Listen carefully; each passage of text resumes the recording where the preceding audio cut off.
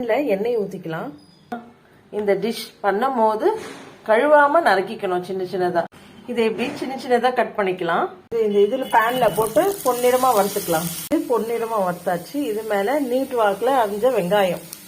இந்த வெங்காயத்தை 2 நிமிஷம் வதக்கிக்கலாம். இதுல உப்பு சேர்த்துக்கலாம். இப்போ பெப்பர் தூள், சில்லி ஃபிளேக்ஸ் அப்படியே பரட்டி விட்டுக்கலாம்.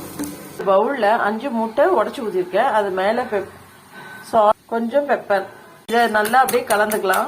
இப்போ இதை நல்லா கலந்து விட்டாச்சு.